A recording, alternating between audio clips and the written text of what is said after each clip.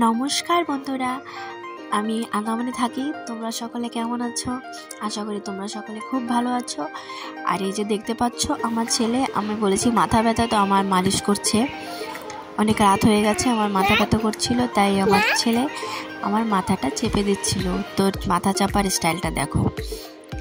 আর এই যে সকাল হয়ে গেছে, আমি উঠে গেছি, আমার সঙ্গে সঙ্গে ছুটকু উঠে গেছে, এই যে আমার সঙ্গে যোগা করছে, দেখতেই পাচ্ছো। আজকে আমি তোমাদের সাথে শেয়ার করব যে একটা মা কত ব্যস্ত থাকে। আমরা অনেকেই মাদের অনেক ভালোবাসি, সকলে কেউ গুরুত্ব দেয় না, কিন্তু গুরুত্বটা কত যে প্রয়োজন একটা মা হওয়ার আগে সেটা বোঝা যায় না, মা হওয়ার পরেই বোঝা যায়। আমি আগে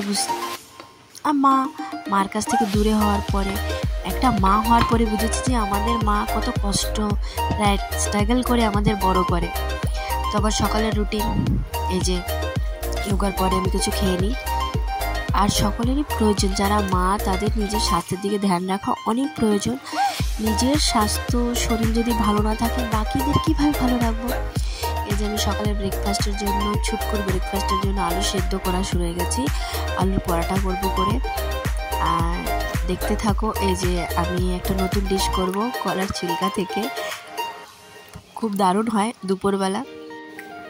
এই যে আমি কলার ছিলকাগুলো ধুয়ে ভিজে রেখেছি, এখন দুপুর হয়ে গেছে।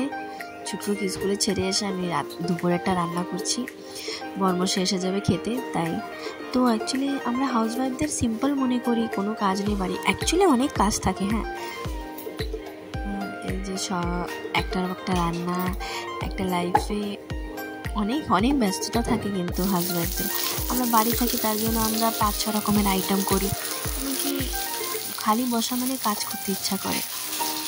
তাই তো যে ডিমের ভাপা করবো করে ডিমটাকে ভাজা করছি, হালকা হালকা রোস্ট করে এটা ভাজা করবো। আর বন্ধুরা, যে আমার চ্যানেলের ভিডিও দেখো, প্লিজ সাবস্ক্রাইব করে, যদি না করে থাকো তোমাদের সাপোর্টের অনেক প্রয়োজন।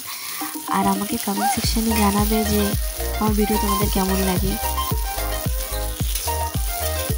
ঠিক আছে, আর কিছু বলছি না, সকলে ভালো থেকো, টাটা।